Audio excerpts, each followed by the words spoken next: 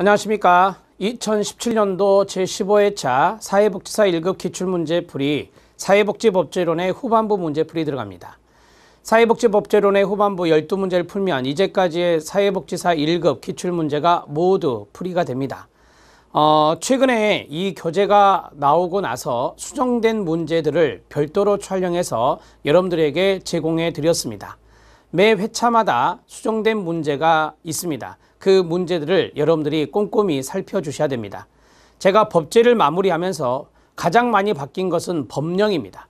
법령이기 때문에 관연도의 기출문제를 그대로 공부하시면 안 되고 정책이나 지역사회복지나 법령 문제가 많은데요. 특히 법령 문제가 많습니다. 수정된 부분을 꼭 들어주시기 바랍니다. 높아시면서 말씀드리고 나머지 12문제를 풀겠습니다. 자, 64번 문제입니다. 가정폭력 방지 및 피해자 보호 등에 관한 법률상 가정폭력 피해자 보호시설의 종류. 최근에 이거 잘 나오고 있어요. 가정폭력 피해자 보호시설이요. 자, 해당하지 않는 것은입니다. 종류를 물어봤어요. 첫 번째, 단기 보호시설 있고요. 장기 보호시설 있고요. 외국인 보호시설 있고요. 장애인 보호시설 있습니다. 노인 보호시설은 법조문에 없습니다. 또는 여성 보호시설이 나올 수도 있어요. 여성 보호시설도 없습니다. 자, 그래서 노인 보호시설이나 여성 보호시설은 없다. 이렇게 정리하시면 됩니다. 자, 단기, 장기, 외국인, 장애인 보호시설이 가정폭력 피해자 보호시설의 종류입니다. 답은 5번입니다. 자, 이제 65번 문제 들어가도록 하겠습니다. 65번 문제는 오랜만에 한부모 가족지원법이 나왔습니다. 한부모 가족지원법은 시험 문제가 계속해서 나오는 게 아니거든요. 한부모 가족지원법의 지원 대상인 아동입니다. 옳은 것은입니다. 이 문장을 보면 다 부모의 이야기가 나옵니다. 부모의 이야기가 나오는데 그러면 이 아동을 누가 양육했을 때냐? 조부 또는 조모입니다. 조부 또는 조모가 양육하는 경우 지원을 받을 수가 있습니다. 지원 대상자가 된다. 이게 바로 특례죠. 특례 대상이다. 이렇게 말할 수 있어요. 자, 보세요. 부모의 생사가 분명하지 아니한 아동을 조부 또는 조모가 양육하면 지원 대상자가 됩니다. 맞고요. 부모가 유기하여 부양을 받을 수 없는 아동도 조부 또는 조모가 양육하면 지원 대상자가 됩니다.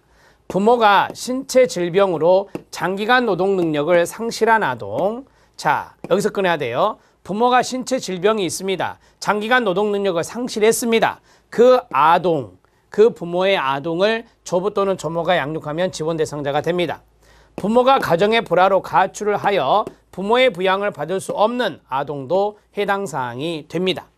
부모의 장기 복역으로 인해서 부양을 받을 수 없는 아동도 여기에 해당이 됩니다.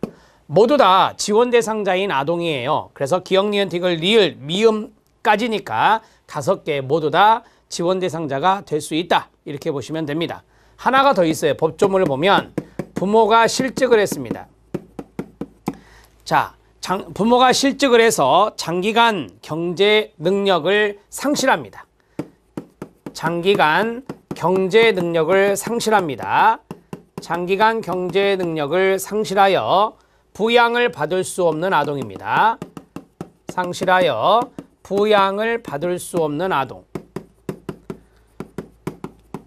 그 아동을 조부 또는 조모가 양육하게 되면 이 법에 따른 특례 대상이 돼서 지원을 받을 수 있습니다.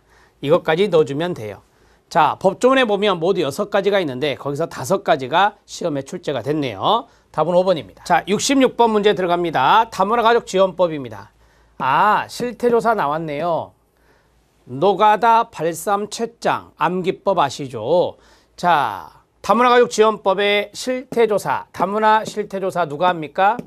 여가부 장관이 합니다. 여성가족부 장관이 하고 그 다음 몇 년마다 합니까? 3년마다 합니다. 자, 이 박스 안에 있는 내용이 바로 그거거든요. 블랭크 장관은 다문화 가족의 현황 실태를 파악하고 다문화 가족 지원을 위한 정책 수립에 활용하기 위하여 몇 년마다 다문화 가족에 대한 실태 조사를 실시하고 그 결과를 공표해야 된다. 기억은 여성가족부 장관, 니은은 3년입니다. 여성가족부 장관 3년이 어디 있죠? 3번에 있네요. 66번의 답은 3번입니다. 67번 문제 들어갑니다. 자, 67번 문제는 성폭력 방지 및 피해자 보호 등에 관한 법률이 나왔습니다. 피해자 보호에 관한 설명으로 옳지 않은 것은입니다. 자, 일반 보호시설이라는 게 있습니다. 일반 보호시설에서의 입소 기간은 1년 이내인데요. 예외적으로 연장도 가능하다. 이렇게 배우셨죠?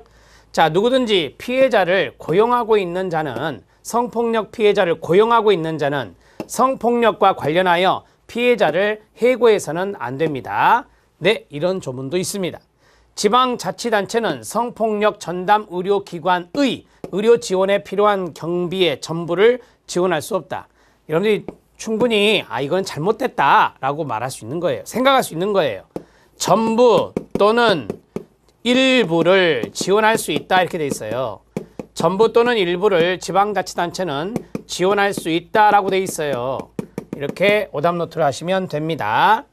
자, 그 다음에 4번 지문 들어가겠습니다. 국가는 피해자에 대해서 법률 상담이나 소송 대리 등의 지원을 할 수가 있겠죠.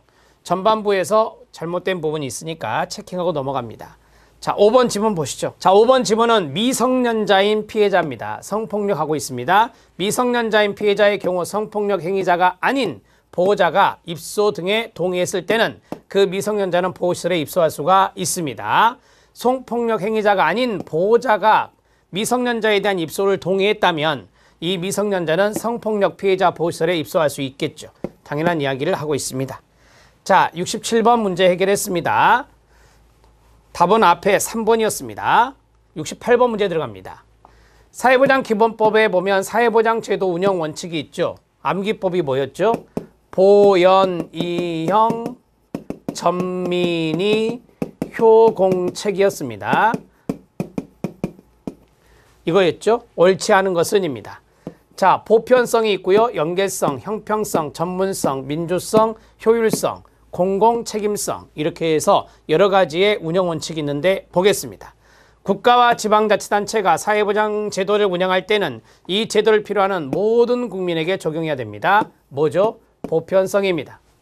자, 그 다음에 사회보험이 나왔습니다. 사회보험은 국가와 지방자치단체 책임으로 시행하는 것을 원칙으로 한다. 여러분, 사회보험은 지자체가 빠져요. 국가만 들어가야 돼요. 국가의 책임으로 시행하는 것을 원칙으로 합니다. 국가와 지방자치단체는 사회보장 제도의 정책 결정 및 시행 과정에 공익의 대표자 및 이해관계인 등을 참여시켜 민주적으로 결정하고 시행해야 됩니다. 민주성이죠. 이것은 뭘까요? 네, 공공책임성을 이야기하고 있습니다. 국가가 공공이잖아요. 자, 그 다음에 2번 잘못됐고요. 4번 국가와 지방자치단체가 사회보장제도 운영할 때에는 국민의 다양한 복지 욕구를 효율적으로 충족시키기 위하여 연계성과 전문성을 높여야 된다. 4번에는 무려 3가지의 원칙이 들어있습니다. 효율성, 연계성, 전문성입니다. 국가와 지자체는 사회보장제도 급여 수준과 비용 부담에 있어서 형평성을 유지해야 된다. 예, 사회보장제도 운영 원칙으로 맞습니다. 4번, 5번 지문. 자, 앞에서 2번 지문이 잘못됐습니다. 사회보험은 국가의 책임으로 시행하는 것을 원칙으로 하는 겁니다. 69번 문제. 산업재해보상보험법에 보면 용어가 나오죠. 용어의 정의상 옳지 않은 것은입니다. 어렵지 않습니다. 업무상 사유에 따른 근로자의 부상, 질병, 장애 또는 사망은 뭐가 돼요? 업무상 재해가 되겠죠. 이게 바로 업무상 재해 용어의 정의예요. 근로자란 근로기준법에 따른 근로자를 말합니다. 맞습니다. 사실혼 관계에 있는 배우자, 가로.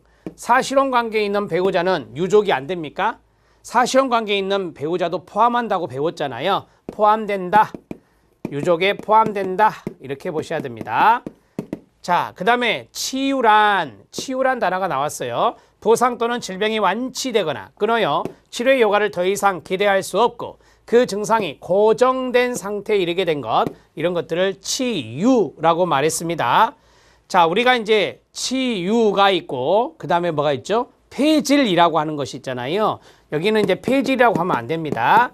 폐질 X라고 써놓으시고요. 진폐는 분진을 흡입하여 폐에 생기는 섬유 증식성 변화를 주된 증상으로 하는 질병이라고 용어의 정의에 나와 있습니다. 자, 답은 3번이 답이에요. 3번. 산재보험의 용어의 정의가 여러분 이 15회뿐만 아니라 그 전에도 나온 적이 있습니다. 그래서 법조문마다 가장 앞부분에 용어의 정의가 나오는데 그 용어의 정의를 잘 살펴주시기 바랍니다. 답은 3번입니다. 자, 70번 문제 들어갑니다. 70번 문제, 노인장기요양보험법상 다음은 어떤 장기요양 급여에 관한 설명인가? 자, 방문요양, 방문간호, 주야간보, 단기보, 기타 재가급여가 있는데, 자, 재가급여에 해당되는 부분들이 세팅이 됐고요. 수급자를 하루 종일이라고 했어요. 하루 종 일정한 시간 동안이라고 했거든요. 그러면 여기서 답이 나와야 되는데요. 장기요양 기간에 보호하여 신체활동 지원이나 심신기능의 유지 양상을 위한 교육훈련 등을 제공하는 장기요양 급여는 뭘까요? 네, 주야간보호가 됩니다. 여기 방문이란 단어가 없잖아요. 방문이란 단어가 없기 때문에 방문요양, 방문간호는 되지 않고 단기간 입소한다는 말도 없죠. 하루 종일 일정 시간 동안이니까 주야간보호가 답이 되겠습니다. 70번의 답은 3번입니다. 자, 71번 문제 들어갑니다. 자, 사회보장기본법 들어갑니다. 사회보장기본법의 문제가 좀 잘 나왔어요. 사회보장기본법상 사회보장에 관한 국민의 권리에 대한 설명으로 옳지 않은 것은입니다. 국가와 지방자치단체는 1. 최저보장 수준과 2. 최저임금 등을 고려하여 사회보장급여의 수준을 결정해야 합니다. 맞습니다. 관계법령에서 따로 정하는 경우에는 국가와 지방자치단체가 사회보장급여의 신청을 대신할 수가 있나요? 네, 그렇습니다. 직권신청 알고 계시죠? 사회보장 수요권은 관계법령이 따로 정하고 있는 경우에는 제한될 수 있나요? 네, 제한 가능합니다. 맞습니다. 건강보험료 체납했다 제한할 수 있잖아요. 그리고 자영업자 고용보험 생각나시죠? 보험료 체납하면 제한할 수 있습니다. 실업급여 제한할 수 있다고 배웠습니다. 사회보장 수요권은 압류할 수 없다. 담보로 제공할 수 없고 압류할 수 없습니다. 양도할 수 없습니다. 이게 뭐예요? 일신전속권이죠. 모든 국민은 사회보장 관계법령에 정하는 바에 따라 사회보장 수요권을 갖고 있습니다. 답은 4번이 답이 되겠습니다. 71번 문제도 쉽게 풀 수 있는 문제였습니다. 자, 72번 문제 들어갑니다. 또 사회보장기본법이잖아요. 사회보장기본법에 보면 비용부담에 관한 내용이 나와요. 옳은 것을 모두 고른 것은 입니다. 사회보장 비용의 부담은 각각의 사회보장제도 목적에 따라 그 다음에 가로 국가, 지방자치단체, 민간부문 간에 합리적으로 조정되어야 합니다. 네, 맞습니다. 국가만이 공공부조에 동그라미 드는 비용의 전부 일부를 부담한다. 아니에요. 공공부조는 국가와 지자체입니다. 국가와 지자체는 지방자치단체를 말해요. 자, 공공부조에 드는 비용 전부 일부를 부담한다. 관계법령에서 정하는 일정 소득 수준 이하의 국민에 대한 사회 서비스에 대해서는 끊어요. 국가와 지방자치단체가 비용의 전부 또는 일부를 부담합니다. 맞습니다. 자, 여러분 일정 소득 수준 이하라고 했잖아요. 그러니까 이런 분들에 대해서는 사회 서비스에 대해서 국가 또는 지자체가 전부 또는 일부를 부담하는 것입니다. 그러면 능력이 있는 사람은 어떻게 될까요? 자, 리을입니다. 부담 능력이 있는 국민에 대한 사회 서비스에 대해서는 관계법령에 정하는 바에 따라 지방자치단체가 그 비용의 일부를 부담할 수 있습니다. 자, 일부라고 했잖아요. 전부가 나오면 안 돼요. 부담 능력이 있기 때문에 전부가 들어가면 안 된다. 이렇게 정리하시면 됩니다. 자, 그래서 기역과 디귿과 리을 지문 맞기 때문에 기역과 디귿과 리을이 답이 되겠습니다. 자, 72번의 지문 조금 지엽적인 부분이 있지만 사회보장기본법에 보면 비용부담이라고 하는 조문이 있어요. 그 비용부담이라고 하는 조문을 가지고 쭉 문장을 만들어낸 겁니다. 그렇게 정리해 주시면 되겠습니다. 자, 73번 문제 들어갑니다. 자, 73번은 별표. 이게 총론에 들어갈 수 있는 거예요. 네 번째 문제 총론입니다. 국민연금에 관한 헌법재판소의 결정으로 옳지 않은 것은입니다. 헌법재판소의 결정을 일부 우리가 이제 판례다 이렇게 이야기하는 거잖아요. 자, 갑니다. 국민연금 제도는 다음 세대에서 현재 세대로 국민 간의 소득 재분배 기능을 한다. 말도 안 되죠. 국민연금은 현재 세대에서 다음 세대로 이렇게 가는 거잖아요. 현재 세대에서 다음 세대로 국민 간의 소득 재분배 기능을 하는 것이 국민연금 제도입니다. 아셨죠? 우리들이 돈을 많이 재원을 마련해 놓으면 후세대가 거기에 대해서 이제 연금을 받을 수 있게 재원이 충분히 마련되는 거니까 그래서 현재 세대에서 다음 세대로 이렇게 정리해야 맞는 거예요. 국민연금 보험료는 조세로 볼 수 없다? 네, 맞습니다. 조세와 사회보장세가 다르잖아요. 사회보장세는 국민연금 보험료가 들어가 있는 사회보험료를 말해요. 그래서 조세 따로, 사회보험료 따로예요. 자, 국민연금의 소득재분배 기능은 고소득자의 재산권을 침해하는 것이 아니다라고 했습니다. 한마디로 말하면 이거예요. 국민연금 보험료를 걷어가지고 소득재분배를 하는데 고소득자한테 많이 걷잖아요. 따라서 고소득자의 재산권을 침해하는 거예요. 국민연금이라고 하는 것은 강제성이 있는 거예요. 그리고 이거는 사회보장제도 중에 하나예요. 그래서 사익보다는 공익의 목적이 크기 때문에 고소득자의 재산권을 침해하는 것은 아니다. 맞습니다. 자, 국민연금법상 헌법상의 시장경제질서에 위배되지 않는다. 국민연금 제도라고 하는 것이 시장경제질서에 위배되지 않는다. 그래서 국민연금 제도는 공익을 위한 사회보험 제도로서 강제적으로 할 수 있는 것이다. 이렇게 말하고 있습니다. 맞고요. 공적연금 수급권은 재산권 보호의 대상이 됩니다. 자, 여러분 우리가 연금 수급권이 있잖아요. 돈을 내잖아요. 자, 매달 보험료를 냅니다. 자, 우리가 쉽게 말하면 저축하는 거예요. 따라서 이것은 재산권 보호 대상이 될 수 있어요, 없어요? 당연히 있죠. 재산권 보호 대상이 되는 거예요. 그래서 우리가 거기에 대해서 권리의 침해를 받았다 그러면 심사 청구하고 재심사 청구하는 거잖아요. 그래서 재산권 보호의 대상이 되는 겁니다. 답은 1번입니다. 자, 총론의 네 번째 문제가 나왔는데 우리가 이제 국민연금 제도라고 하는 것은 현재 세대에서 다음 세대로 이루어지는 소득재분배예요. 이전 세대에서 현재 세대가 아니라 그래서 다음 세대에서 현재 세대로 국민 간의 소득재분배 기능을 하는 것이다. 이렇게 보시면 되겠습니다.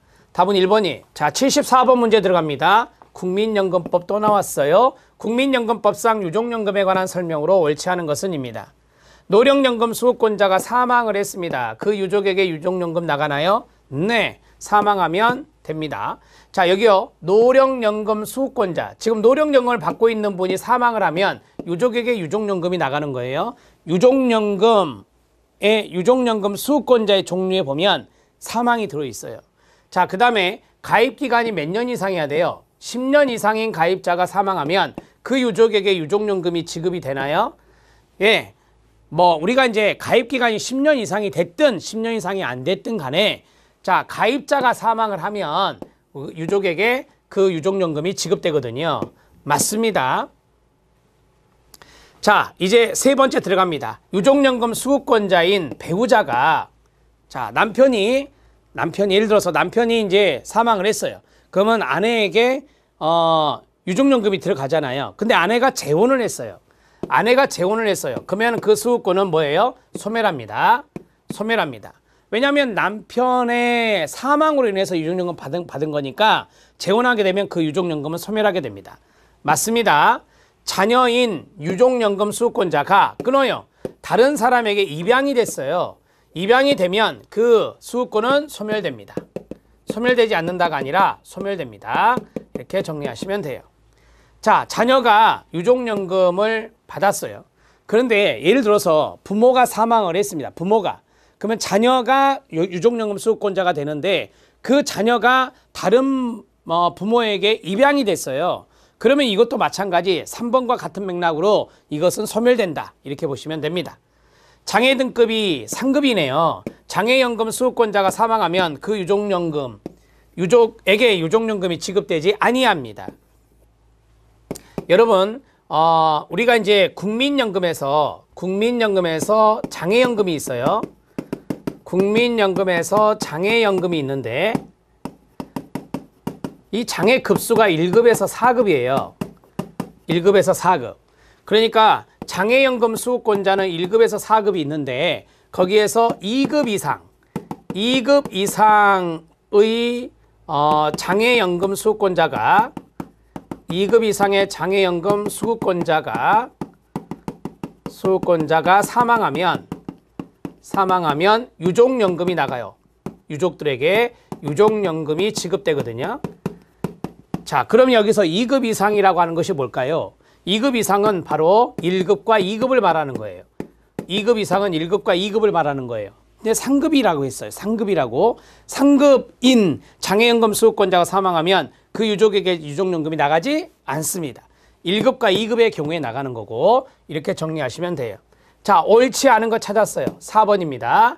이 문제는 좀 알아놓으실 필요가 있죠. 디테일해요. 상당히 디테일한 것입니다. 그래서 이런 문제들이 법령 문제에서 많이 나오면 어려운 것이고 이런 문제가 지금 많지 않잖아요. 그렇기 때문에 제가 25문제에서 22개까지는 여러분들이 충분히 풀 수 있는 문제가 아니나 이렇게 생각을 했던 겁니다. 답은 4번이 답이 됩니다.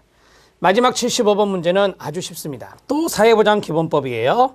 사회보장기본법상 사회보장기본계획이 나왔습니다. 사회보장기본계획은 보건복지부 장관이 5년마다 수립하는 걸로 되어 있습니다.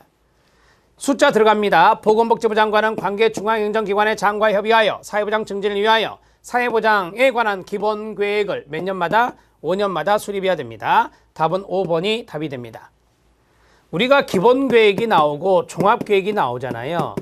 기본계획 또는 종합계획이 나오는데 자, 이렇게 나오면 98% 5년마다예요. 100%가 아닙니다. 자, 왜냐하면 두 가지가 3년마다가 있어요. 3년마다가 두 개 있다고요. 첫 번째가 뭐냐? 협동조합 기본계획입니다. 협동조합 기본법에 보면 협동조합 기본계획은 기획재정부 장관이 3년마다 수립한다라고 돼 있고요. 그 다음에 기초생활보장기본계획입니다. 국민기초생활보장법에 보면 기초생활보장기본계획입니다. 기초생활보장기본계획은 소관부처의 장관들, 국토부나 교육부 장관 이런 사람들이 이제 기본계획을 3년마다 수립한다라고 돼 있어요. 이 두 가지만 3년마다고 나머지 5년마다예요. 그래서 여러분들이 이거는 잘 시험장에서 골라내셔야 됩니다. 협동조합 기본계획인지 기초생활보장 기본계획인지 이런 걸 보셔야 됩니다. 이 두 가지는 3년마다고 나머지는 5년마다구나 이렇게 정리를 해 주시기 바랍니다. 답은 5번입니다. 자, 75번 문제까지 풀어봤습니다. 총론에 해당되는 문제가 4문제였네요. 21문제가 바로 강론입니다. 제가 이론에서도 말씀드렸잖아요. 적게 나오면 3문제고 많게 나오면 5문제까지 출제가 된다. 총론이. 그리고 나머지는 다 강론이다. 그래서 강론을 잘해 주셔야 고득점이 나올 수 있다고 누누이 말씀드렸습니다. 이 점을 다시 한 번 더 꼭 상기해 주시고 제가 문제 풀면서 별표 쳤던 내용들 다시 한 번 더 봐주시기 바랍니다.